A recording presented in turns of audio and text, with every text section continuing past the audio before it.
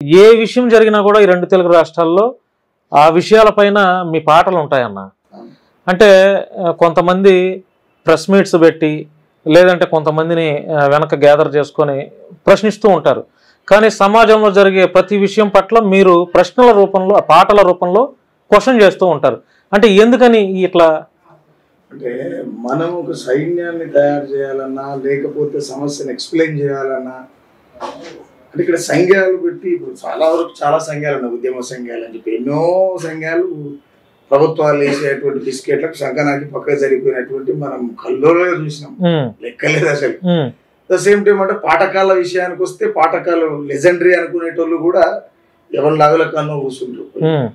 ఆ టైంలో ఏమనంటే నాకు కొద్దిగా గొప్ప పాట వస్తుంది అంటే రాయడం వస్తుంది, నేను అదే ప్రాంతంలో పుట్టినా కదా, ఎందుకు మేము వీళ్ళని చూసి పెరిగితే వీళ్ళేంది ఇట్లా ఉన్నారు, ఉద్యమకారులు అట్లనే ఉన్నారు, గాయకులు అట్లనే ఉన్నారు, నాయకులు అట్లనే ఉన్నారు, అసలు ఏంది అసలు ఇది అని చెప్పి అట్లా స్టార్ట్ అయిన జర్నీ ఇప్పుడు ఎక్కడెక్కడ నాకు తెలియదు కూడా నేను ఎటో పోయే స్థితికి వచ్చేసిన. ఎన్ని పాటలు రాశారు ఇప్పటిదాకా? రాయొచ్చు 700 రాయొచ్చు. 700 800 అన్ని రచన స్వరకల్పన మొత్తం మీరే? 99% నేను ఉంటా. మీరే. 800 పాటల్లో బాగా పేరు తెచ్చినటువంటి పాట అంటే నేనేమంటే పేరు అంటే నేను పర్టికులర్ లేదు, చాలా మంది నేను అడగలేదు ఎవరు కూడా. అంటే కాదన్నా, అంటే ఎందుకు అడిగానంటే ఒక 100 పాటలు రాసినా కూడా ప్రజల్లోకి మన ఫేస్ వెళ్ళదు, మన నేమ్ కూడా వెళ్ళదు. 200 పాటలు రాసినా కూడా ప్రజలు అంటే యాక్సెప్టెన్సీ లేకపోతే మన పేరు తెలియదు, ఊరు తెలియదు. ఈ పాటతో అరే పలానా సుక్కారాం నరసయ్య ఒక గాయకుడు అనేది ప్రజల్లోకి వెళ్ళి ఉంటుంది కదా, అది ఏ పాట? నేనేమంటున్నా అదే చెప్తున్నా, ప్రతి పాట నేను ఏది కూడా నా గుర్తింపు కోసం రాలేదు. నేను పని చేస్తే ఆటోమేటిక్ గుర్తింపు వస్తుంది, కొత్తగా గుర్తింపు కోరుకోవాల్సినటువంటి అవసరం లేదు.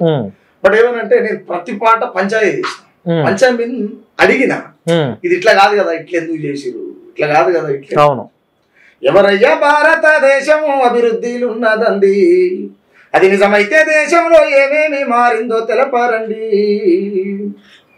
బతుకు తెరువు లేక బతకలేని ప్రజలు మనసు చంపుకొని ఒళ్ళమ్ముకుంటుండ్రు, కిడ్నీలు రక్తాలు అమ్ముకుంటున్నారు, ఉడిమెట్లపై చేరి ఎడక తింటున్నారు, ఇంట్లో టీవీ నుంచి బైకు మోటారు దాకా ఫైనాన్సే అప్పిచ్చి ప్రాణాలు తీస్తుంటే ఎవడయ్యా భారతదేశం అభివృద్ధిలు ఉన్నదండి, అది నిజమైతే దేశంలో ఏమేమి మారిందో తెలపరండి. ధనికులై నొల్లు తొడిగిడిసిన బట్ట, ధనికులై నొల్లు తొడిగిడిసిన బట్ట, అంగడంగడి చూడు పాత బట్టల మూట, మండు టెండల్లోన చెమట సుక్కకు తడిసి పేదొల్లయ్యన్ను పై చిరిగిన చొక్క, రెక్క ముక్కలు చేసి పూట గడిపేటోళ్ళు అంగట్ల పాతంగి లాగు కొనుక్కుంటుంటే నాకు ఇట్లా. మీరు పాడిన పాటలో మొత్తం ప్రజలు పడే అవస్థలన్నీ చెప్పేశారు. నేను అందులో ఇంకోటి ఏం చేసినంటే, దువ్వంగా రాలేటి తెగినంటికలు ఏరి, దువ్వంగా రాలేటి తెగినంటికలనేరి, ఇటుక సందుల నడవ భద్రపరుచుకొని బలచిత్ర బతుకులు సిక్కెంటికలనేసి పిన్నీసు రిబ్బండు ఇంకా కొనుక్కుంటుండ్రు. దువ్వి పారేవలసినటువంటి ఎంటికలు కూడా దాపెట్టుకొని లబ్బర్ పిన్నీసు ఏదో కొనుక్కొని బతురు ప్రజలు. భారతదేశం అభివృద్ధిలో దూసుకపోతుంది, ఆడిపోతుంది, ఈడిపోతుంది అని చెప్పేటువంటి అలాంటి సన్నాసులను చూసినప్పుడు జర బాధ అనిపిస్తుంది కదా, అట్లా రాసుకుంటూ పోతుంది. అన్న మీరు రాజకీయ పార్టీలకు అతీతంగా పనిచేస్తారా, లేకపోతే ఏ పార్టీకైనా మీరు క్వశ్చన్ చేస్తారా పాటలు? నేనేమంటే అన్న, పాట అనేది సమస్యది, నాది కాదు, నీది కాదు, ఎవరిది కాదు. సమస్య లేనప్పుడు సాహిత్యం ఎడికెళ్ళి కొడుతుంది అనేది మాట్లాడుతుంది.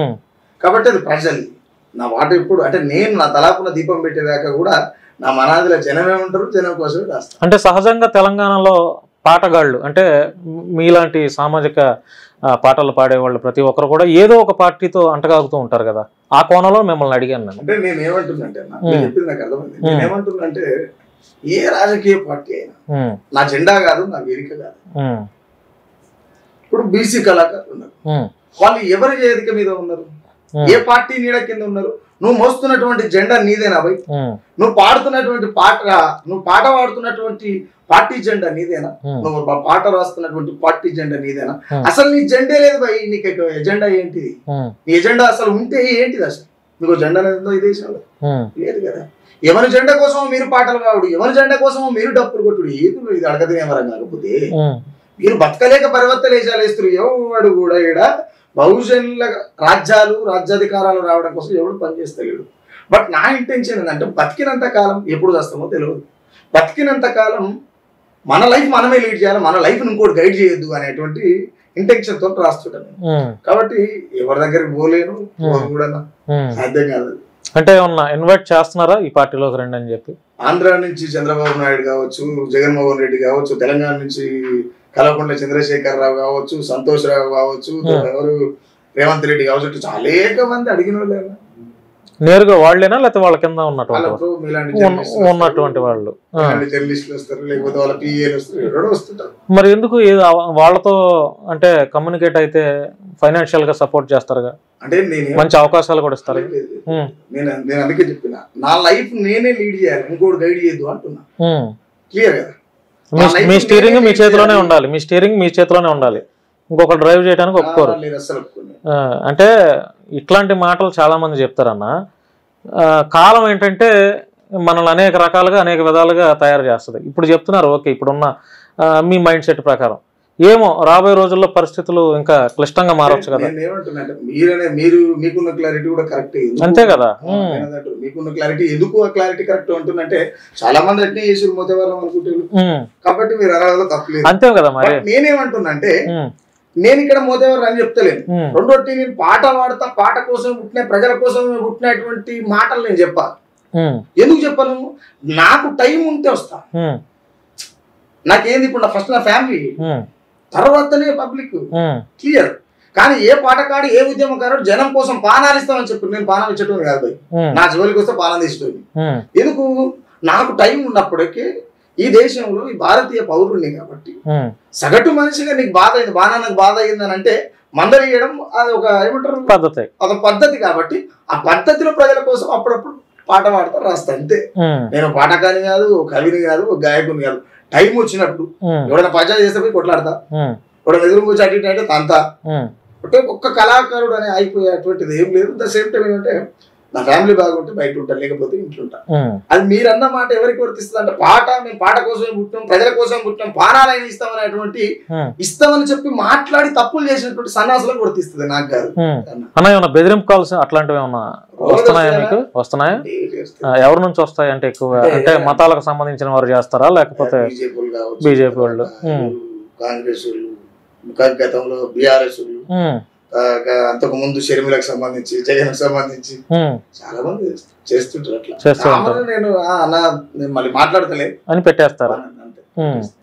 ఎట్లా ఉందన్నా మా బీజేపీ పరిపాలన ఎలా ఉందన్నా? బీజేపీ పరిపాలన కంటే బీజేపీ అనేది ఒక పార్టీ, కానీ రాముడు, దేవుడు, సనాతనం, హిందూ ధర్మం, మనుధర్మ శాస్త్రం ఇవన్నీ కలుపుకొని రాజకీయాలు చేస్తుంది. కాబట్టి మనుధర్మ శాస్త్రాన్ని ప్రేరేపించేటువంటి బాటలు ముందు వరుసలో అని చెప్పొచ్చు. పరిపాలన విషయాన్ని పక్కన పెడితే మతాలు కూడా గొడవలు ఎక్కువ జరుగుతున్నాయి కదా. ఇక్కడ విషయం ఏంటి అంటే బీజేపీకి ఉన్నటువంటి సంఖ్యాబలం తక్కువ పార్టీలో దేశంలో. ఎందుకు అనంటే వాళ్ళు సెంటిమెంటల్ రాజకీయాలు చేస్తారు బాగా, ఈ మతాల ఎమోషన్స్ సెంటిమెంటల్ రాజకీయాలు.